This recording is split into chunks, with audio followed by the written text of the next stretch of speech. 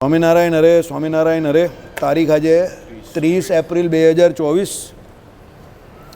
સત્સંગી જીવન આપણું કાલે ચાલતું હતું અને સત્સંગી જીવનમાં પતિવ્રતા 3 પ્રકારની કઈ બરાબર, ઉત્તમ, મધ્યમ અને કનિષ્ઠા. એ પ્રમાણે પછી આપણે અહીંયા કાલે સારંગપુરનું 15મું વચનામૃત લીધેલું અને એ વચનામૃતમાં ભગવાને એક પ્રશ્ન પૂછેલો કે 2 પ્રકારના ભક્તો છે. એક ભક્ત એવો છે કે જેને ભગવાનને વિશે પ્રીતિ તો દેખાય છે અને એની પ્રીતિ બહારથી દેખાય છે, પણ એના આત્મનિષ્ઠા અને વૈરાગ્ય નથી, પણ એની ભક્તિ બહારથી બહુ શોભે છે. અને બીજો એક ભગવાનનો ભક્ત છે, તે બહારથી બહુ શાંત દેખાય છે તમને, એમાં આત્મનિષ્ઠા અને વૈરાગ્ય ઘણા છે, પણ એની ભક્તિ બહારથી દેખાતી નથી, શોભતી નથી. તો આ બેમાં શ્રેષ્ઠ કોણ? પછી ભગવાન અને સ્વયં પ્રકાશાનંદ સ્વામીના ઘણા બધા સંવાદો છે અને એમાં સ્વયં પ્રકાશાનંદ સ્વામીએ કહ્યું કે ભાઈ જેને ભગવાનને વિશે ભક્તિ છે એ શ્રેષ્ઠ, પછી વૈરાગ્ય ઉત્તમ અને હોય કે ન હોય, કે આત્મનિષ્ઠા હોય કે ન હોય એ ન કહેવાય, એ ચાલે એમ. મહારાજે પછી એમને કહ્યું કે ભાઈ તમે એવું કેમ કહો છો, તમારી ઉલટી સમજણ છે. પછી કહે કે ના, અમે તો એમ કહીએ કે જેને પ્રીતિ છે એ પેલા ગોપીઓ જેવી એમ કહી કે વાત કરીએ છીએ કે જે ગોપીઓ જેવી હોય, વ્રજની ગોપીઓ જેવી, જેને ભગવાનને વિશે ઉત્તમ પ્રીતિ હતી, તો એવાની વાત કરીએ છીએ કે પછી એને વૈરાગ્ય કે આત્મનિષ્ઠા ન હોય તો પણ ચાલે. ત્યારે મહારાજે પછી કહ્યું કે તમે ગોપીઓને જેવી તેવી ભોળી ના સમજતા. ગોપીઓ તો એમ કે એની સમજણ તો કોઈ રાજનીતિ ભણેલો હોય અને એના જે એમ કહે કે શબ્દો નીકળતો હોય એના કરતાં શ્રેષ્ઠ હતી. કારણ કે ભગવાનના ચોવટિયા એવા ઉદ્ધવજી, જેને ભગવાને જ્ઞાન લેવા માટે ગોપીઓ પાસે મોકલેલા, પણ એ પણ ગોપીઓ પાસે લઈ આવ્યા અને ઉપદેશ ગ્રહણ કરીને ગયા. એટલી ગોપીઓ ડાહ્યો હતી અને એમના વચનમાં પણ પેલા રાજનીતિનો જાણનારો કોઈ પુરુષ હોય અને એના શબ્દોમાં એમ કહે કે કેવું દાપણ હોય, તેવું દાપણ એમ કહે કે ગોપીઓના શબ્દોમાં હતું. એમ કરીને મહારાજે ગોપીઓના ગુણ ગયા અને કહ્યું કે ગોપીઓ ભગવાનને યથાર્થ જાણતી હતી. આવું શ્રીજી મહારાજે કહ્યું. સ્ટેટમેન્ટ છે પાછું આ શ્રીજી મહારાજનું સ્ટેટમેન્ટ છે. એટલે ભગવાનનું સ્ટેટમેન્ટ જે હોય એને તમે ચેલેન્જ ન કરી શકો. ભગવાને કહ્યું કે ભાઈ આ બ્રહ્મ વાક્ય જનાર્દનમ, આ ભગવાનનું વાક્ય છે કે ગોપીઓ ભગવાનને યથાર્થ જાણતી હતી. એટલે ગોપીઓ જેટલી ભગવાનને જાણતી હતી એવા તો બીજા બહુ ઓછા લોકો હોય કે એવી રીતે ભગવાનને જાણતા હોય, બરાબર. અને પછી ભગવાને કહ્યું કે ભાઈ ગોપીઓ પણ એ 3 પ્રકારની હતી. એમાં પહેલી જે કહી તે મુગ્ધા, પછી બીજી જે કહી તે મધ્યા અને ત્રીજી જે કહી તે પ્રૌઢા. એમાં મુગ્ધા જે છે તે કેવી? તો મુગ્ધા કેવી કે ભાઈ ભગવાનને એમ કહી કે જેવું તેવું બોલે પણ કરી, તોણા મેણા પણ મારે, વાત વાતમાં ભગવાન જોડે રીસ કરે, ઝઘડો પણ કરે અને રખે ને હમણાં એમ કે વિમુખ થઈ જશે, આને મુગ્ધા કહી. બીજી મધ્યા. મધ્યા કેવી? ડાયરેક્ટ ભગવાન જોડે ન લડાઈ ઝઘડો કરે, પણ એ ભગવાનનું કામ કરે એ ભેળા પોતાનો પણ કંઈક સ્વાર્થ રાખે અને પોતાનું કામ કરાવવામાં સમર્થ હોય, પણ પ્રેમથી કરાવે, ઝઘડો ન કરે, અને મુગ્ધા પછી મધ્યા કહી. અને ત્રીજી પ્રૌઢા. એ પ્રૌઢા પ્રકારની જે ઉત્તમ ગોપીઓ કહી તે કેવી? તો ભગવાનના કયામાં જ રહી, પોતાનું ગમતું જરા પણ નહીં, જે ભગવાનને ગમે એ જ પોતાને ગમે, એવી રીતે રહેતી હતી. એટલે એ છેલ્લી પ્રૌઢા પ્રકારની ગોપીઓ હતી. ભગવાને આ 3 પ્રકારની ગોપીઓની વાત આ વચનામૃતને વિશે કહી. પછી આપણે હવે આગળ જોઈએ કે એના લક્ષણો કેવા હતા. તો એની ઈર્ષ્યા, ક્રોધ કોઈની ઉપર કરે નહીં, માન મત્સરનો વિકારનો ત્યાગ કરીને ભગવાનની સેવામાં સાવધાન રહે, અને જેણે કરીને ભગવાન કુરાજી થાય તેવું આચરણ તો મન, કર્મ, વચને કરીને કોઈ કાળે કરે નહીં. એવા જેના શાસ્ત્રમાં વચન હોય તેને પ્રૌઢા જાણવી. એટલે એ કોઈની ઉપર ઈર્ષ્યા, ક્રોધ પણ ન કરે, ભગવાનની સેવામાં રહી, સર્વ પ્રકારનો જે વિકાર એનો ત્યાગ કરે, માન મત્સર આદિકનો ત્યાગ કરે, બરાબર. અને મન વચન કર્મે કરીને કેવા છે? કોઈ કાળે શું છે કે ભાઈ ભગવાન કુરાજી થાય એવું આચરણ કરે નહીં, અને એવા જેવા વચન જેના શાસ્ત્રોમાં કયો હોય તે પ્રૌઢા જાણવી. એટલે ભગવાનની આજ્ઞામાં સંપૂર્ણપણે રહે, મન વચન કર્મે કરીને. હવે આપણે આગળ જઈએ.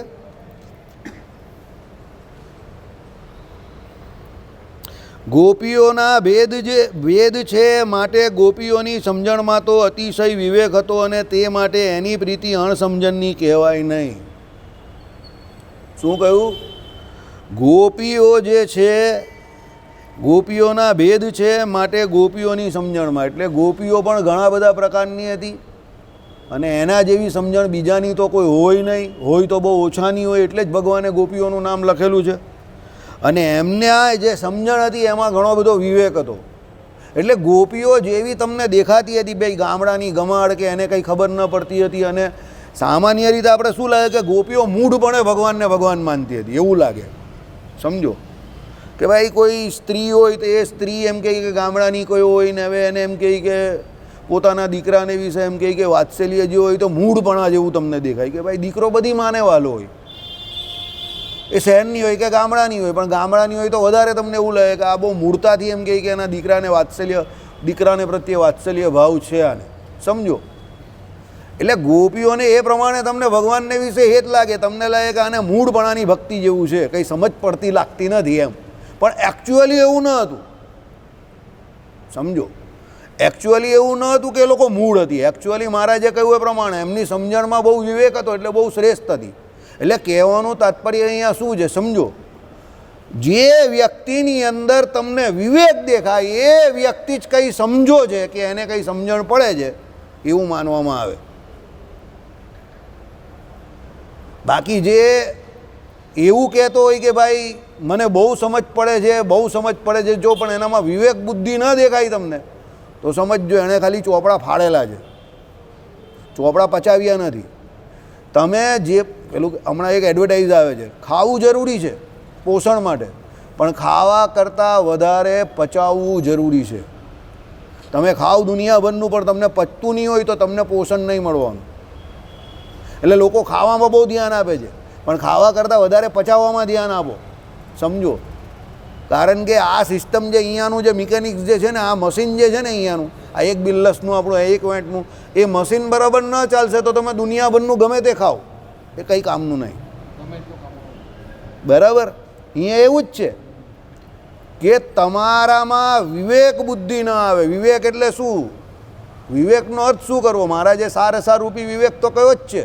સમજો વર્તનમાં, વાણી વર્તનમાં પણ તમારામાં વિવેક દેખાવો જોઈએ. જો એ વિવેક બુદ્ધિ તમારામાં ન આવી હોય અને પછી તમે જો એમ કહેતા હો કે ભાઈ હું તો બહુ મોટો ભગત છું ને બહુ ભજન કરું છું અને બહુ શાસ્ત્રોનો પણ અભ્યાસ કરું છું, બહુ મોટા મોટા સાધુઓનો સંગ કરું છું, સમર્થનો સંગ કરું છું, ભગવાનનું કાયમ જ ભજન કર્યા કરું છું, આંઠે પર ભગવાનનું રટણ કરું છું, ભગવાન સિવાય બીજો કોઈ મુદ્દો જ નહીં મારી પાસે.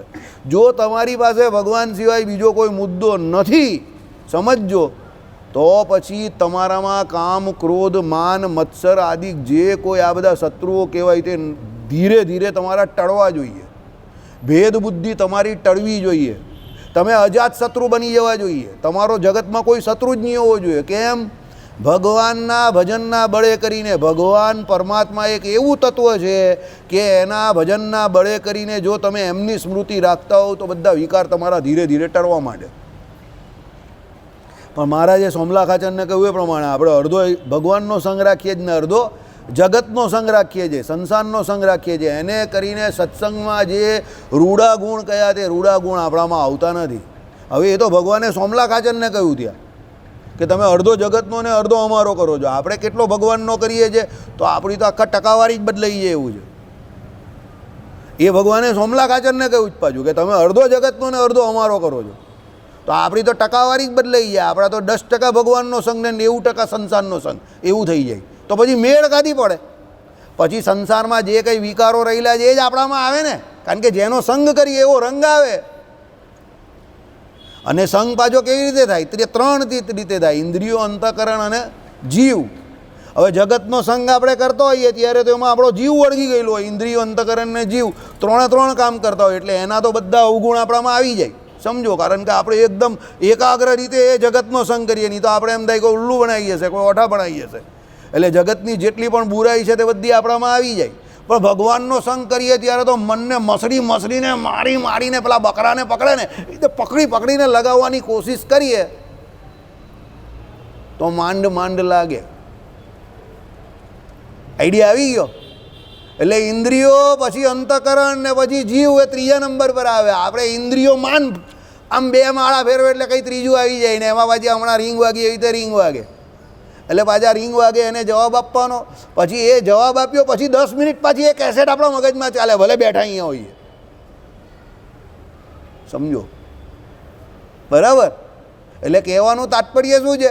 ભગવાનનો આપણે 10% સંગ કરીએ એમાં પણ ઇન્દ્રિયોમાં જ કરીએ, ઇન્દ્રિયોથી કરીએ. અંતઃકરણ હજુ ભળતું નથી. અંતઃકરણ ભળે પછી જીવ ભળે અને એ જીવ જો ભગવાનમાં ભળી ગયો તો પછી પ્રહલાદજીની જેવું કે આ થાંભલામાં છે, હા છે, આપણે કહીએ તો યાર આ તો થાંભલો છે તો પછી ભગવાન તો દેખાતા નથી યાર, તો પછી થાંભલામાં જે અઘરો સવાલ યાર. આ તો જો ભગવાન દેખાય તો હું કહી દઉં કે છે, પણ આ દેખાતા નથી તો પછી થાંભલો દેખાય છે તો પછી થાંભલો જ છે ને, ભગવાન કાં છે? એ તો તમને પ્રહલાદજીએ એવું ભાગવતજીમાં કહ્યું છે એટલે તમે કહો છો કે ભાઈ આ થાંભલામાં છે જળ અને ચેતનમાં, પણ તમને એવો થોડું દેખાય છે. તમને એવી થોડી દ્રઢપણે ગ્રંથિ છે કે આ થાંભલામાં ભગવાન છે, કે આ જળ ચેતન દરેક જગ્યા પર સમસ્ત સર્વવિત યહ સર્વજ્ઞ સર્વવિત, યહ સર્વજ્ઞ એટલે બધું જ જાણનારા, સર્વવિત એટલે દરેક જગ્યા પર રહેનારા. તો એ આપણે ઇન્દ્રિયોમાં છે એવું કે ના ભગવાન સર્વવ્યાપક છે, બધે રહેલા છે, પણ અંતઃકરણ અને જીવમાં થોડું છે. કદાચ અંતઃકરણમાં થોડું થોડું હશે પણ જીવમાં તો નથી જ. કેમ? જો એ જીવમાં હોય ને તો આપણે પાપાચરણ કરીએ જ નહીં, ખોટું જરા પણ ન કરીએ, કારણ કે આપણે ખબર છે બધે ભગવાન રહેલા છે. તો એ જાણી જાય બધું તો પછી મને એ સજા કરશે, કર્મ ફળ પ્રદાતા છે, એ ઈશ્વર છે. તો ભાઈ આપણે જાણી જોઈને થોડા સજા ભોગવવા તૈયાર થઈએ, પણ આપણે એવું માનતા જ નથી કે બધે ભગવાન છે, ખાલી જાણીએ છીએ. There is a big difference between this two words, જાણવું અને માનવું. જાણવું એ ફક્ત ઇન્દ્રિયોનો વિષય છે, અને પછી એને માનવું એકદમ ડેપ્થ. ના એ એવું જ છે, પ્રહલાદજીની જેમ છે, સ્પોન્ટેનિયસ છે. હા છે તે કે બાદ ભરી દે ને, જા હિરણ્યકશિપુએ કહ્યું તો બાદ ભરી દીધી એણે. આપણે ભરીએ એવી રીતે ધગધગતો થાંભલો હોય લાલચોળ, અને આપણે કહીએ કે આને બાદ ભરી દે, છે તો ભરી દે. પહેલાં એકવાર આપણે ડંફાસ માટે એવું કહી પણ દઈએ કે છે, પણ પછી બાદ ભરવાનું કહી તો પછી આપણે કહીએ કે એક કામ કરીએ, જરા પછી આવીએ, જરા 2-4 ડોલ પાણી નાખતા આની પર, હોળી માતાને ઠંડા કરતો જરા, પછી હું બાદ ભરું છું. સમજી ગયા? એટલે એવી ડંફાસ મારવી નહીં કે હું બહુ મોટો ભગવાનનો ભક્ત થઈ ગયો, હું તો બહુ તુર્રમ ખાન, મને તો ભગવાન બહુ ઓળખાઈ ગયા, મારો તો એક પગ અહીંયા છે ને બીજો અક્ષરધામમાં છે, મારા માટલાનું પાણી પીવે એનું પણ કલ્યાણ, એવું કહેતા વહેતા નહીં કોઈ દિવસ, કારણ કે આપણે હજુ એવા થયા નથી. સમજી ગયા? એ તો પુસ્તકમાં લખેલું છે અને તમે એનું શબ્દો દ્વારા ડુપ્લિકેશન કરો છો. તમે જે લખેલું છે એ બોલો છો, ખાલી બોલવું એ ફક્ત ઇન્દ્રિયોમાં છે, પછી એ અંતઃકરણમાં આવે, પછી એનો દ્રઢ નિશ્ચય જે થયો તે જીવમાં થાય. એ જીવમાં થયો હોય તો ગોપીઓની જેમ ભગવાન કહે રાત્રે 12 વાગે વૃંદાવનને વિશે અંધકારમાં એકલા પતિ પુત્ર બધાને છોડીને મારી પાસે આવી જવાનું. તો એ બધી આવી ગઈ. ત્યારે એમને એવું ન લાગ્યું કે મારા પતિઓ મારો ત્યાગ કરી નાખશે. ઘર સંસાર તો એનો હતો જ ને. પછી તમારામાંથી અમને કહે ને બધા ઘણા લોકો, ભાઈ અમે તો ગ્રહસ્થ છે, અમારો પણ જીવ ગળેલો જ ભગવાને. તો ગોપીઓનો જીવ ન હતો, એનો ઘર સંસાર ન હતો, પણ એને ભગવાને કહ્યું તો કે એ તાત્કાલિક ત્યાં પહોંચી ગઈ રાત્રે 12 વાગે. કેમ? એને એના ગ્રહસ્થાશ્રમની પડેલી જશે સડેલી બાતે નહીં કી.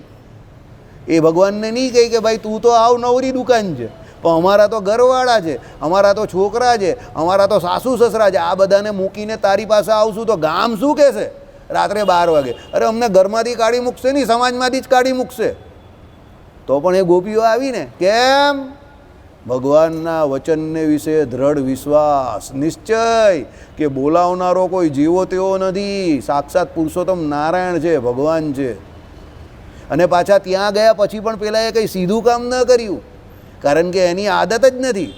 બરાબર? પેલા શાયરની શાયરી જેવું છે कि अगर हम सीधा काम कर दे तो लोग हमें पहचानेंगे कैसे, हम तो अपने काम से ही पहचाने जाते हैं. तो पेलो कही कि आपकी पहचान क्या है? यही पहचान है हमारी. जो काम सीधा करने जाते हैं वो भी उल्टा हो जाता है, यही पहचान है हमारी. तो भगवाने ગયા પછી પણ શું કહ્યું? ભાઈ અત્યારે કેમ આવી રાત્રે? પોતાના પતિનો ત્યાગ કરીને કેમ આવી? પતિવ્રતા નારીનો ધર્મ શું છે? પતિની આજ્ઞામાં રહેવું. તો પછી અહીંયા કેમ આવી ગઈ? કોને પૂછીને આવી ગઈ? લે આ તો ઊંધા ગીત ગાવા માંડ્યા. પહેલાં બોલાવે છે ને પછી ઉલટા નહીં ખુલટા. તો પણ પછી પેલી શું કહે છે સામેથી કે ભાઈ તમે જેની વાત કરો છો એ પતિવ્રતાનો ધર્મ સાચો, પણ એ પતિ કોનો છે? તો શરીરનો પતિ છે. અને તમે અમારા પતિ છો, જીવના પતિ છો, તો તમે તો અનાધિકારથી અમારા પતિ છો.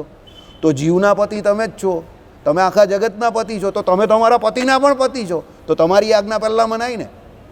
એ તો એ શરીરનો પતિ છે, તો એ શરીર તો ત્યાં મૂકીને આવેલી છે, અમે તો અહીંયા આત્મા છે એટલે અહીંયા આવેલી છે. અને આત્મા અને પરમાત્માનું મિલન બતાવ્યું રાસ પંચાધ્યાય.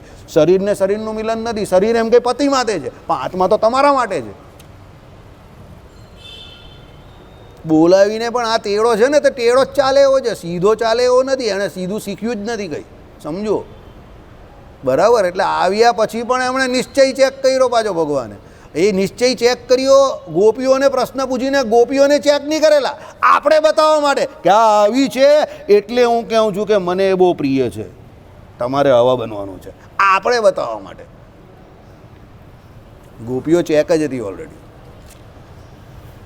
આઈડિયા આવી ગયો, એવા લક્ષણ હતા એના.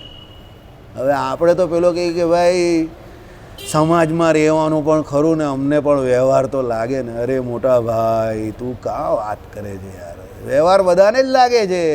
જેટલા લોકોને ભગવાન મળ્યા એ બધા સંસારમાં જ રહેતા હતા. એ લોકો સામાજિક જ વ્યક્તિ હતા, કોઈ જંગલમાં ન રહેતા હતા. ગ્રહસ્થાશ્રમી ઘણા બધા હતા, એને ભગવાન મળેલા હતા, અને એ બધા સંસારી હતા. એ કોઈ લંગોટ છાપ ન હતા માય ડિયર, સમજો. પણ એમની સમજણ શ્રેષ્ઠ હતી. એમણે ભગવાનને સર્વસ્વ એટલે શરણાગતિ એમની સંપૂર્ણ હતી. ભગવાનને એ લોકો સંપૂર્ણપણે એવું સ્વીકારી લીધેલું કે આ ભગવાન જ મારા પતિ છે, અને ભગવાન જ આખા જગતના પતિ છે, અને એ જગત જે છે તે જગદીશ થકી થયું છે, તો હું જગદીશને સાચવીશ તો જગત તો ઠીક છે. હવે એટલે જગતની ચિંતા નહીં કરતા હતા, એ ભગવાનની ચિંતા કરતા હતા કે ભગવાન મારાથી નારાજ ન થઈ જાય, ભગવાન કુરાજી ન થઈ જાય, સમજો. એ ભગવાનને સાચવતી હતી એટલે જગત ઓટોમેટિક પછી ભગવાન એ લોકોનું સાચવતા હતા. કદાચ કોઈનું ન સચવાય એવું તમને એવું લાગે, કોઈ એવું ઉદાહરણ પાછો મને આપે કે આને કાં સાચું, તો પણ એ લોકોને જગતની એટલી પડેલી ન હતી કે ભગવાન મળી ગયા પછી જગતની કાં ચિંતા કરવાની, બરાબર ને. આપણે હજુ જગતનો વ્યવહાર બહુ સારો ને રૂડો રૂપાળો લાગે છે. એટલે ગોપીઓના જેવા વચન જે શાસ્ત્રોમાં કયા, કે એવા મોટા મોટા ભક્તોના વચન જે શાસ્ત્રોમાં કયા હોય, એની કોઈ કમ્પેરિઝન તમે તમારી જાતથી કરતા નહીં. અને એક વસ્તુ હંમેશા યાદ રાખજો, પોતાની જાતને બહુ મોટી કે બહુ મહાન કે બહુ તુર્રમ ખાન કે બહુ તોપ કે બહુ મોટા ભક્ત કે એવું સમજવાની જરા પણ કોશિશ કરતા નહીં. શાસ્ત્રોમાં જે વચનો લખેલા છે, જે એ બધા બહુ મોટા ભગવાનના ભક્તો, પ્રેમલક્ષણા ભક્તિ, જે સાધ્ય ભક્તિવાળા હોય એના લખેલા છે. અને હજુ આપણે સાધન પણ માંડ માંડ કરીએ છીએ ઇન્દ્રિયોથી. અંતઃકરણ અને જીવ આપણા સાધનમાં નહીં ભળ્યા, તો પેલી પ્રેમલક્ષણા ભક્તિની તો કા વાત આવી, બરાબર.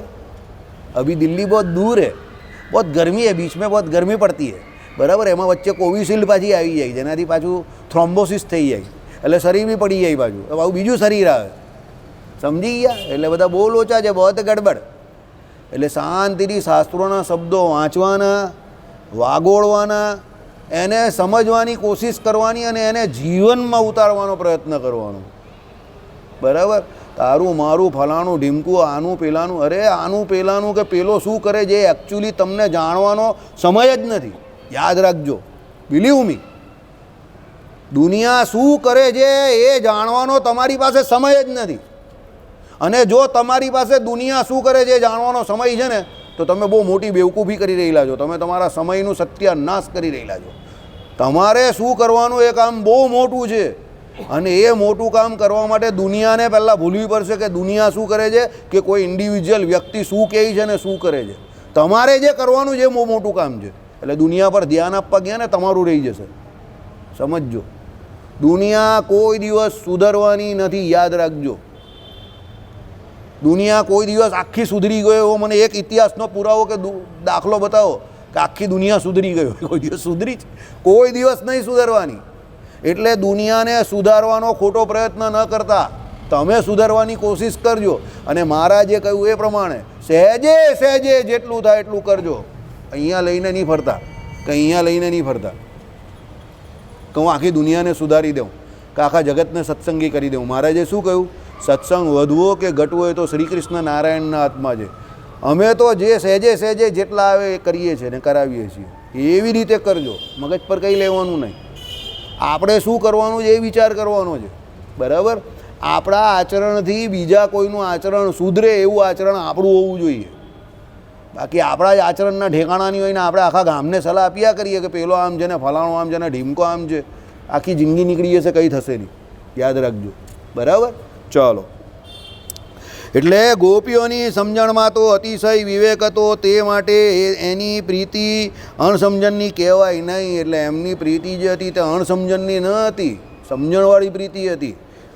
અને ગોપીઓ તો યથાર્થ ભગવાનના મહિમાને જાણતી હતી. પાછું બીજી વાર આવ્યું, યથાર્થ ભગવાનના મહિમાને જાણતી હતી. એટલે ભગવાને શું કહ્યું? ભગવાનની ભક્તિમાં સૌથી મોટા જો બે ઉપયોગમાં લેવાના લક્ષણ હોય તો પહેલું આત્મનિષ્ઠા અને બીજું ભગવાનનું મહાત્મય. આ બંને ગોપીઓને વિષય હતું. સિદ્ધ હતી આ બધી ગોપીઓ, બધી સિદ્ધ કક્ષાને પામેલી હતી. સ્ત્રીનું તો ફક્ત શરીર હતું એનું, પણ એ શરીરને વિશે વર્તી જ ન હતી. અને એ સ્ત્રીનું શરીર પણ કેમ હતું? નારાયણને પતિભાવે ભજવા હતા એમ, એટલે સ્ત્રીનું શરીર હતું. વરદાન માંગેલું. બધી ઋષિમુનિઓ હતી, તપસ્વી હતી, સિદ્ધ હતી. બરાબર. એટલે ભજન તો એ લોકો સહેજે સહેજે કરતી હતી. ભજન સહેજે સહેજે થતું હતું, સમજો ને, સમજણથી થતું હતું. અણસમજણે કરીને નહીં, સમજણે થતું હતું. ચાલો, અને તે મહિમાના પ્રતાપે કરીને આત્મનિષ્ઠાને વૈરાગ્ય સહેજે એના હૈયામાં વર્તા હતા. આવી ગયું. શું આવ્યું? અને તે મહિમાના પ્રતાપે. એટલે મહારાજે વચનામૃતમાં શું કહ્યું છે? જેને ભગવાનનું મહાત્મય જેટલું વધારે જાણ્યું એટલી એની આત્મનિષ્ઠા પણ વધારે દ્રઢ, એટલો એને ભગવાનને વિશે વૈરાગ્ય પણ દ્રઢ, એટલી એની ભગવાનને વિશે ભક્તિ પણ દ્રઢ, એટલી એને ભગવાનમાં શ્રદ્ધા પણ દ્રઢ, એટલો એને ભગવાનનો નિશ્ચય પણ દ્રઢ. અને જેનો જેટલો ભગવાનનો મહિમા જાણવામાં જેને જેટલી કાચપ, એટલી એની શ્રદ્ધા પણ ઓછી, એટલો એનો નિશ્ચય પણ ઓછો. એટલે જેમ બને તેમ વધારે ભગવાનનો મહિમા જાણવો. ભગવાનનો મહિમા જેમ જણાય એવું કામ કર્યા કરવું. ભગવાનનો મહિમા કેમ જણાય?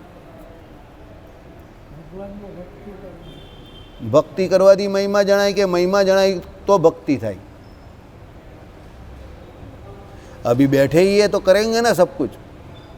આ લઈને જ બેઠા છે તો હવે ઉતાવળ કરવાથી કોઈ ફાયદો નથી. કોર્સ પૂરો થશે હવે જ્યારે થવાનો છે ત્યારે. આમાં તો એવું આવ્યું કે ભક્તિ ક્યારે થાય? જ્યારે મહિમા હોય ત્યારે થાય. તો તમે ઉલટું બોલ્યા. તો ભગવાનનો મહિમા કેવી રીતે જણાય? શાસ્ત્ર વાંચીને, એકલા શાસ્ત્ર વાંચીને, એકલા શાસ્ત્ર વાંચીને. બોલો અશોકભાઈ, ભગવાનનો મહિમા કેવી રીતે જણાય? અહીંયા બેઠા બેઠા સમાધિમાં જવાથી ભગવાનનો મહિમા જણાય. સમાધિમાં જાય એટલે ભગવાન દેખાય અંદર. પછી 2-4 વાર ધૂણીએ એટલે ભગવાન પાક્કા દેખાઈ જાય. બોલો, ભગવાનનો મહિમા કેવી રીતે જણાય? હા, તને જ કહું છું. ક્રિશ ને તારું નામ? હા બોલ, ચાલ ક્રિશ. હવે તું ઉડશે ઢોણંગ ઢંગ ઢોણંગ કરીને. બરાબર, મ્યુઝિક આવે આપણામાં. હા, પાક્કું બેઠું જ આવે બાજુ. જે પેલા ઓરિજિનલમાં આવે એ જ આવે આપણામાં. બોલ, કેવી રીતે જણાય ભગવાનનો મહિમા? શાંતિથી બોલ, ગભરાવાની જરૂર નહીં. બોલ પાંડેજી. શાસ્ત્ર વાંચીને ને સમજીને. ઓકે, બોલો ભાઈ નિલેશભાઈ. હા, ભગવાનનો મહિમા જાણવા માટે તમે ને હું અહીંયા બેઠેલા જ પહેલાં સત્સંગ દ્વારા ભગવાનનો મહિમા જણાય. સત્સંગ એટલે કોનો સંગ? તો સત્પુરુષ દ્વારા, સત્શાસ્ત્રોનો સંગ કરવો, એના દ્વારા ભગવાનનો મહિમા જણાય. કેમ? એ સત્પુરુષ જે છે તે સત્શાસ્ત્રો દ્વારા ભગવાનના ગુણ ગાશે. સમજો, જેટલા શાસ્ત્રોમાં ભગવાનના ચરિત્રો કયા છે એ બધા ચરિત્રો પેલા સત્પુરુષ દ્વારા તમે સાંભળશો એના મુખારવિંદથી, તો તમને ધીરે ધીરે ભગવાનના ચરિત્રો દ્વારા ભગવાનનો મહિમા સમજાશે. એટલે તો આટલી બધી ભાગવતજીની કથા થાય તો આપણે સાંભળ્યા કરીએ છીએ. આટલી કેટલા વર્ષોથી ચાલે છે. આટલી બધી રામાયણજીની કથા આવે તો આપણે સાંભળ્યા કરીએ છીએ. કેમ? એમાં ભગવાનના ચરિત્રો છે. સત્સંગી જીવનની કથા આટલી બધી ચાલે તો આપણે કેમ સાંભળ્યા કરીએ છીએ? કે એમાં ભગવાનના ચરિત્રો છે. ભગવાનના ચરિત્રોમાં મહારાજે કહ્યું એ પ્રમાણે સહેજે સહેજે ધર્મ પણ આવી જાય, જ્ઞાન પણ આવી જાય, વૈરાગ્ય પણ આવી જાય, ભક્તિ પણ આવી જાય. ભગવાનનું મહાત્મય એમાં જ તમને આવી જાય. અને જેટલો તમે એ પ્રમાણે ભગવાનના ચરિત્રો સાંભળો, સત્પુરુષોનો એ પ્રમાણે સંગ કરો, જેમાં ભગવાનના ચરિત્રો હોય, ભગવાનનો મહિમા જેટલો વધારે સાંભળો એટલી તમને શ્રદ્ધા વિશેષ થાય, એટલો તમારો નિશ્ચય દ્રઢ થાય, એટલી તમારાથી સહજતાથી ભક્તિ થાય. એ કાલે આપણે કહેલું એ પ્રમાણે પહેલાં કાલે સત્સંગની શરૂઆત કેવી રીતે કરેલી કે કોઈ વ્યક્તિ કોઈ કામ બહુ સરળતાથી કરે છે એનો અર્થ એવો નથી કે કામ સરળ છે. મહારાજ વખતે પેલા દાળિયા નહીં આવેલા, મહારાજે કહેલું કે ભાઈ 50-50 માળા ફેરવો બધા. પેલા મજૂરો નવરા પડી ગયેલા હોય તે, બરાબર, બહુ 50 માળા કાં ફરવાની, 5 માળા ફેરવા તો બધા કોઈ ઢીલા પડી ગયા, કોઈ 10, કોઈ 5. ભાઈ આ માળા ફેરવવું અમારું કામ નહીં, એના કરતાં અમને મહેનત કરવા દો, કામ કરવા દો. એટલે કોઈ કામ સરળ હોતું નથી. હવે અહીંયા મંદિરમાં જે બેસતા હોય, સવારના બેસતા હોય અને સાંજ સુધી બેસતા હોય, 10 કલાક 12 કલાક બેસતા હોય, તો બહારના ઘણા લોકો શું કહે, એ તો નવરો છે, આખો દિવસ મંદિરમાં બેસી રહી છે. અરે ભાઈ, તારાથી 10 મિનિટ મંદિરમાં નહીં બેસાતું, પેલો 10 કલાક બેસે છે, તો તારે એનો ગુણ લેવો જોઈએ. પણ એ ગુણ લઈ શકે નહીં, કારણ કે એને ભગવાનનું મહાત્મય નહીં જાણ્યું. તો એ ભગવાનના ભક્તનું મહાત્મય કેવી રીતે જાણે? એ તો જે ભગવત ભક્ત હોય એને ખબર પડે કે અહીંયા 2 કલાક બેસવું અઘરું પડે છે, 5 કલાક બેસવું અઘરું, એનાથી વધારે પડે તો 10 કલાક કેવી રીતે બેસાય? એ તો ભક્તો એને ખબર પડે કે એ ભજન થતું હોય એનાથી જ બેસાય 10 કલાક. એટલે ભગવાનના ભક્તનો મહિમા પણ ભગવાનનો મહિમા જે જાણતો હોય એને જ હોય. જગતના જીવને તો માયાનો મહિમા હોય, રાત્રે 12 વાગ્યા સુધી કામ કરે છે, મેને દેખા હે પેલો કહીને, મેને દેખા હે, રાત તક કામ કરતા હે. બચ્ચન સાહેબ 81 બહુ કામ કરે, હજુ પણ કામ કર્યા જ કરે. લોકો કેટલો ગુણ ગયા, બહુ કામ કરે, બહુ કામ કરે. બરાબર, કરો, અચ્છા હે, કરો, બરાબર, કરો. લોકો બહુ ગુણ ગાય, 80 વર્ષે કામ કરે, 81 વર્ષે. કાલે ઉઠીને ફ્યુઝ નીકળી ગયા, ફટ દઈને પૂરું થઈ ગયું, સમાચારમાં આવતું થઈ જશે, ગયા. The great Indian ABCD story finish. સમજી ગયા? બરાબર. માયાનો જીવ હોય તો માયાનું જ હોય કે 12 કલાક 14 કલાક માયામાં કામ કરે. તો ભગવાનનો ભક્ત શું જોઈ? 12 કલાક 14 કલાક 15 કલાક ભજન કરે છે, કારણ કે એને ભગવાનનું મહાત્મય છે. સમજો? બરાબર. એટલે જેને ભગવાનનું મહાત્મય છે એ ભગવાનના ભક્તનું મહાત્મય જાણે, અને એ ભજનનું મહાત્મય જાણે, અને એને હકીકતમાં એવું ખબર પડે અને એ માને, એને એવું દેખાય કે ના, ભગવાનનું ભજન કરી રહેલો છે, શ્રેષ્ઠ કામ કરી રહેલો છે, જગતમાંથી છૂટવાનો પ્રયત્ન કરી રહેલો છે, ભગવાનને મળવાનો પ્રયત્ન કરી રહેલો છે, તો આ શ્રેષ્ઠ કામ છે. સમજો? ગોપીઓ આવી સ્થિતિવાળી હતી, એટલે ગોપીઓની સ્થિતિ સમજવી અઘરી એટલે છે. ભગવાન એટલે સમજાવે છે કે ભાઈ ભગવાનના મહિમાને યથાર્થ જાણતી હતી, બરાબર. એ જગતમાં નહીં જોડે તમને, જે હકીકતમાં ભગવાનનો ભક્ત હોય એ તમને જગતમાં નહીં જોડે, એ ભગવાનમાં જ જોડે, બરાબર. જગતમાં જોડનારા તો ઘણા બધા મળી જાય, ભગવાનમાં જોડનારા બહુ ઓછા મળે, બરાબર. ચાલો. અને તે મહિમાના પ્રતાપે કરીને આત્મનિષ્ઠાને વૈરાગ્ય સહેજે એના હૈયામાં વર્તતા હતા. ઓટોમેટિક એને આત્મનિષ્ઠા પણ વર્તતી હતી અને વૈરાગ્ય પણ વર્તતો જ હતો. જેને મહિમા હોય એને ઓટોમેટિક વર્તે છે. માટે એ ગોપીઓને વિશે તો આત્મનિષ્ઠાને વૈરાગ્ય આદિક અનંત જે કલ્યાણકારી ગુણ તે ભગવાનના મહાત્મયના પ્રતાપે કરીને સંપૂર્ણ હતા, સર્વે સંપૂર્ણ હતા. ભગવાનનું મહાત્મય જાણતી હતી એટલે બધું સંપૂર્ણ થઈ ગયેલું, બરાબર. તમારી એક્ઝામ આવવાની હોય અને 4-5 વાર કોર્સ પૂરો થઈ ગયો હોય ને પછી તમે એટલા કોન્ફિડન્ટ હો, લે ચોપડી, ચાલ જે પૂછવું હોય તો પૂછો.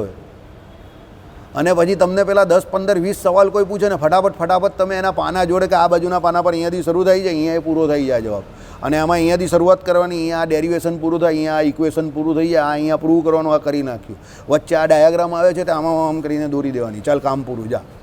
આ કોન્ફિડન્સ લઈને તમે એક્ઝામ આપવા જાઓ તો પછી શું હાલત હોય?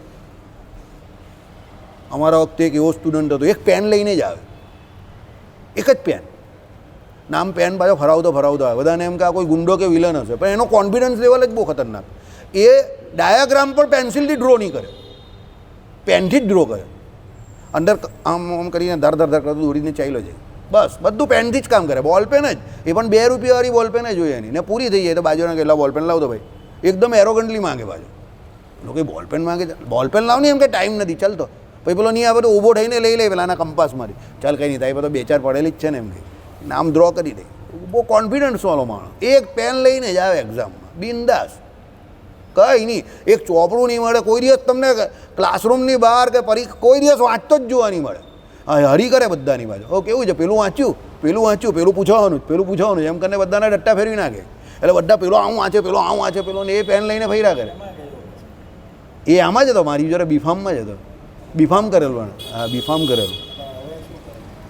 એ ભાઈ ધંધો કરે છે, હોશિયાર માણસ, પણ એ પેન લઈને જ આવે ને પરીક્ષાની આજુબાજુ કંઈ વાંચતો તમને જોવા નહીં મળે. બિંદાસ, એકદમ બિંદાસ. દવામાં જ છે, તમે જાણો જ છો. ચાલો, એટલે ગોલ્ડ મેડલિસ્ટ હતો એ પણ. હવે આગળ જઈએ. દેવાંગ એટલે શું હતું કે એને ભગવાનના મહાત્મયને પ્રતાપે કરીને સર્વે સંપૂર્ણ હતા.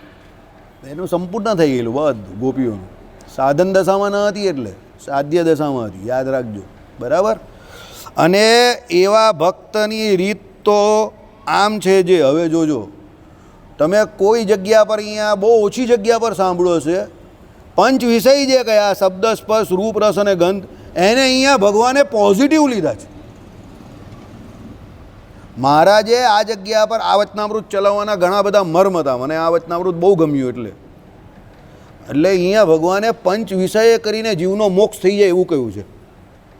પણ એ પંચ વિષય કેવા જોઈએ એ કહ્યું છે, સમજો, સાંભળો. અને એવા ભક્તની રીત તો આમ છે જે શબ્દ સ્પર્શ રૂપ રસ અને ગંધ એ 5 વિષય તે ભગવાન સંબંધી જ છે. મહારાજે કહ્યું ને ભગવાનના ભક્તના પંચ વિષય તો એને પણ હોય, કારણ કે વિષય ભોગ વગર કોઈ પણ જીવ જીવી શકતો નથી. આવું કોનું સ્ટેટમેન્ટ છે? હા, આ ભાઈએ રામાનું ગીતા વાંચેલી છે એટલે એમને ખબર છે. આ સ્ટેટમેન્ટ શ્રી કૃષ્ણ ભગવાનનું જ કે વિષય ભોગ વગર કોઈ પણ જીવ જીવી શકતો નથી. ભગવાને કહ્યું એટલે બ્રહ્મ વાક્ય જનાર્દનમ, એટલે સાચી વાત. કોઈ પણ જીવ હોય ને જગતનો વિષય ભોગ વગર ન જીવી શકે. ભગવાનનો ભક્ત હોય તો એને ભગવાન સંબંધી વિષય હોય, અને અભક્ત હોય તો એને માયા સંબંધી હોય, પણ હોય ખરા વિષય. શબ્દ સ્પર્શ રૂપ રસ અને ગંધ, આ 5માંથી કોઈ એક વિષયમાં જીવ કાયમ માટે લપટેલો જ હોય, કોઈ પણ જીવ. અને એ જે ભગવાન સંબંધી હોય તેના શબ્દ સ્પર્શ રૂપ રસ અને ગંધ અલગ પ્રકારના, અને માયા સંબંધી છે એના અલગ પ્રકારના. પણ વિષય ભોગ તો હોય અને હોય. વિષય ભોગ વગર કોઈ પણ જીવ જીવી શકતો નથી. એ ભગવાન સંબંધી કા માયા સંબંધી. હવે અહીંયા મહારાજે ગોપીઓની વાત કરી કે એ કેવા ભક્ત છે, તો એમને શબ્દ સ્પર્શ રૂપ રસ અને ગંધ 5 વિષય તે ભગવાન સંબંધી ઈચ્છે, પણ બીજા કોઈ સંબંધી ઈચ્છે નહીં. બીજા કોઈ સંબંધી એટલે અહીંયા જગત સંબંધી આપણે સમજવાના. અને ભગવાનને વિશે એ પંચ વિષય કરીને જે અતિશય હેત, તે હેતે કરીને વૈરાગ્યના આત્મનિષ્ઠા નથી, તો પણ ભગવાન વિના બીજો કોઈ જગતનો ઘાટ અહીંયામાં થાય નહીં. વિષય કરીને ભગવાનને ભજે. સાંભળો, પંચ વિષય જે છે એ વિષય કરીને જો ભગવાનમાં એ જ થયા કે ભાઈ મારે શબ્દ સાંભળવો જ તો ભગવાનનો જ સાંભળવો છે, મને સ્પર્શ થવો જોઈએ તો ભગવાનનો જ થવો જોઈએ. શબ્દ સ્પર્શ રૂપ, મારે જોવું હોય કોઈનું રૂપ તો ભગવાનનું જ જોવું છે. રસ, મારે ભગવાનનો જ રસ ચાખવો છે. અને ગંધ તો એ ભગવાનનો જ હોવો જોઈએ. આ 5 વિષય તમે ગોપીઓના જોઈ લો. 5 વિષયના અનુક્રમમાં ભગવાન જ આવતા હતા. જગત હતું જ નહીં. જો શબ્દ ભગવાનનો સાંભળતા હતા, ભગવાનની વાંસળી વગાડતા હતા, વાંસળીનો સાંભળતા હતા. સ્પર્શ ભગવાનનો જ કરવા ઈચ્છતી હતી. રૂપ ભગવાનનું જ જોતા હતા. રસ ભગવાનનો જ જોઈતો હતો એમને, અને ગંધ ભગવાનનો જ લેતા હતા. એટલે પંચ વિષય કરીને પણ એ ભગવાનને જ ઈચ્છતી હતી. 5 વિષય કરીને શબ્દ સ્પર્શ રૂપ રસ અને ગંધ, આ પંચ વિષય પણ એમના ભગવાન સંબંધી. એટલે આ 5 વિષયમાં એમને ભગવાન જ જોઈતા હતા. સમજો, એણે કરીને એમને સહેજે જગત પ્રત્યે વૈરાગ્ય થયેલો અને પોતાની આત્મનિષ્ઠા એમની દ્રઢ થઈ ગયેલી. કેમ? આ પંચ વિષયમાં જે હેત હતું એમને ભગવાન સંબંધી, એને કરીને ભગવાનને વિશે હેત થઈ ગયેલું, અને એ ભગવાનને વિશે જે હેત થયું એને કરીને એમની આત્મનિષ્ઠા અતિશય દ્રઢ થઈ ગઈ, અને વૈરાગ્ય પણ દ્રઢ થઈ ગયો. સમજો, ખતરનાક કયું છે ને. એટલે કહેવાનું તાત્પર્ય શું છે? પેલા સત્સંગી જીવનમાં ને બધામાં શું આવે છે? ભગવાનને વિશે અનન્ય ભક્તિ થવી જોઈએ. જો એ ભક્તિ થઈ ગઈ બધું સિદ્ધ છે. સમજો, અહીંયા એ જ બતાવ્યું કે પંચ વિષય કરીને જે હેત થયું. સાંભળો, પાછું એકવાર વાતું રિપીટ કરું. ભગવાનને વિશે પંચ વિષય કરીને જે અતિશય હેત હતું. અતિશય શબ્દ વાપરો જ મહારાજે. એ પંચ વિષય કરીને કયા? શબ્દ, સ્પર્શ, રૂપ, રસ અને ગંધ. એણે કરીને ગોપીઓને ભગવાનને વિશે અતિશય હેત, તે હેતે કરીને વૈરાગ્ય અને આત્મનિષ્ઠા નથી તો પણ ભગવાન વિના બીજો કોઈ જગતનો ઘાટ અહીંયામાં થાય નહીં. એટલે આમ જે સિદ્ધ કરવાવાળા જે આત્મનિષ્ઠાને વૈરાગ્ય જે આપણે કહીએ જ ને કે પહેલો ધર્મ પાડીએ, પછી આત્મનિષ્ઠા આવે, પછી વૈરાગ્ય આવે, એ નથી એવી રીતે અનુક્રમમાં. પણ પેલા પંચ વિષય કરીને ભગવાનમાં હેત એવું થઈ ગયું છે કે પેલાની જરૂર પડતી નથી, એટલે પેલા સહેજે સહેજે આવી ગયા. એને આત્મનિષ્ઠા દ્રઢ કરવાની જરૂર છે જ નહીં, એ દેહમાં વર્તે જ નહીં પછી. કારણ કે એને ભગવાનમાં હેત એવું થઈ ગયું છે કે એ ભગવાન સંબંધી જ ઘાટ કરે, એટલે એ દેહમાં વર્તે જ નહીં. અને એને જગતમાં પણ કોઈ પણ પ્રકારની પ્રીતિ થાય જ નહીં, એટલે વૈરાગ્ય પણ ભગવાનને વિશે, પહેલાં જગતને વિશે ઓટોમેટિક સહેજે સહેજે થઈ ગયો. કારણ કે પેલામાં હેત જ એવું થઈ ગયું જ. તો પછી લહેલા લહેલા કરતે કરતે મજનુ ખુદ લહેલા હો ગયા, એવી વાત છે. લહેલા લહેલા કરતે કરતે એને લહેલામાં આખી દુનિયા દેખાઈ ગઈ અને આખી દુનિયામાં લહેલા દેખાવા માંડી. તો દુનિયા તો અલગ છે જ ને લહેલાથી, પણ એને દુનિયામાં બધે લહેલા જ દેખાય છે, તો પછી એને દુનિયા દેખાવાની નથી. એમ ગોપીઓને શબ્દ, સ્પર્શ, રૂપ, રસ અને ગંધ એ પંચ વિષય કરીને પણ ભગવાન જ દેખાતા હતા. એટલે એને પછી બીજું કંઈ સિદ્ધ કરવાની જરૂર નથી, બધું સિદ્ધ થઈ ગયું ઓટોમેટિક. આવું હેત થવું જોઈએ, આ સાધ્ય ભક્તિ છે. બરાબર? ચલો. અને જેમ વરસાદ ન વરસ્યો હોય ત્યારે નાના પ્રકારના તૃણના જે બીજ તે પૃથ્વી ઉપર કાંઈએ ભાસે નહીં, અને જ્યારે વરસાદ વરસે ત્યારે એટલા તૃણ ઉગે જે પૃથ્વી જ દેખાય નહીં. વરસાદ નથી અત્યારે તો તમને આખું મેદાન સાફ દેખાય છે, જમીન એકદમ સાફ, કંઈ દેખાતું નથી તમને. કોઈ લીલોતરીની, કોઈ બીજની કંઈ દેખાતું નથી, બધું સૂકું દેખાય છે એકદમ, જમીન ફ્લેટ. હવે સાંભળો, તેમ જે આત્મનિષ્ઠાને વૈરાગ્ય કરીને રહિત છે તેને જો ભગવાન વિના બીજા કોઈ વિષયના ઘાટ જણાતા નથી, તોય પણ જ્યારે એને કુસંગનો યોગ થશે ત્યારે વિષયના ઘાટ થવા લાગશે અને બુદ્ધિ ભ્રષ્ટ થઈ જશે. આપણા જેવાની વાત કરેલી છે કે ભાઈ આત્મનિષ્ઠાને વૈરાગ્યની જરૂર ક્યાં પડે છે? તો અહીંયા તો બધા ડાયા ડમરા જ હોય, પણ અહીંયાથી બહાર જાય અને પછી બહાર પેલું લગ્ન સારાની સિઝન હોય અને પછી ધમધમાઈને પેલો ડીજે વાગે, બરાબર, અને પછી પેલાને એમ દઈએ કે ચાલી જરા બે ચાર ઠુમકા મારી દઈએ, બરાબર, ઇટ્સ માય લાઈફ કરીને પેલો વગાડે ને, તમે કહો કે it's not your life, it's my life, એમ કરીને તમે પણ ચાલુ કરી દો. ઇટ્સ માય લાઈફ કરીને, ઇટ્સ માય લાઈફ, બરાબર. તમે કહો હું છું ભાઈ, તું મને કાં ભૂલી જાય? It's my life. સમજી ગયા? આ કંઈક આકા આવી ગયું જ છે. કેમ? આત્મનિષ્ઠાને વૈરાગ્ય નથી ને, એટલે કુસંગનો જેવો યોગ થયો એટલે એના રંગે રંગાઈ ગયો. સમજો? બરાબર.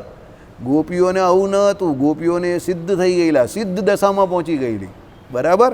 ચલો, એટલે વિષયના ઘાટ જણાતા નથી અત્યારે. આપણે કોઈ ઘાટ થોડા થાય છે અત્યારે, બેઠેલા જ બધા ભજન કરીએ શાંતિથી, પણ જ્યારે એનો યોગ થાય ત્યારે ખબર પડે. એટલે પછી શું થયું કે ભાઈ વિષયના ઘાટ થવા લાગશે, કુસંગનો યોગ થશે ત્યારે, અને બુદ્ધિ ભ્રષ્ટ થઈ જશે ને પરમેશ્વરની તો હૈયામાં સ્મૃતિ પણ નહીં રહે. પછી પરમેશ્વરની સ્મૃતિ નહીં રહી. આપણે કહીએ તો છે, મંદિરમાં એવા ઘણા બધા પોતા મંડળવાળા આવ્યા, આખો દિવસ મંદિરે રહેતા હોય, પોતા જ મારતા હોય, પોતા જ મારતા હોય, પોતા જ મારતા હોય. આપણે એને જોઈએ ત્યારે આપણે એમ થાય કે યાર કેવું પડે. પણ પછી એને જેવો કંઈ વિષયનો યોગ થાય અને ભગવાન કંઈ રમકડું આપી દે એટલે પછી મંદિરે દેખાતો બંધ થઈ જાય. ભગવાનને વિશે જે અહીંયા પહેલાં સ્મૃતિ હતી એ બધી સ્મૃતિ જગતને વિશે થઈ જાય, પછી આવતો બંધ.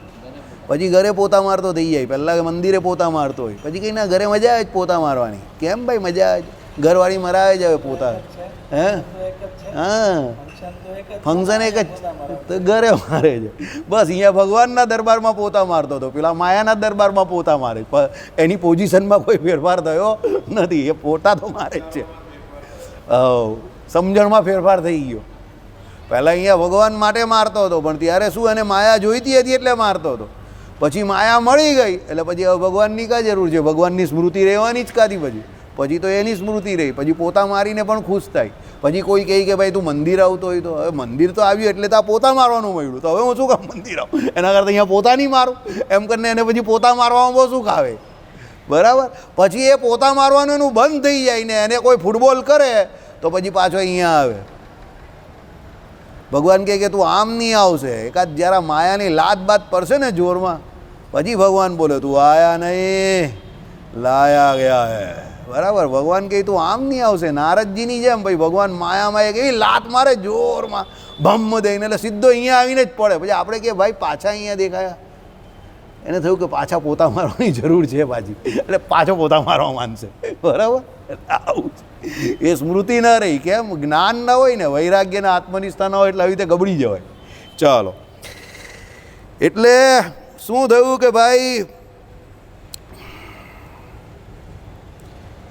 પરમેશ્વરની હૈયામાં સ્મૃતિ પણ નહીં રહે અને અખંડ વિષયનું ધ્યાન થશે. પછી એને અખંડ વિષયની સ્મૃતિ થાય, ભગવાનની સ્મૃતિ ન રહી, વિષયની રહી.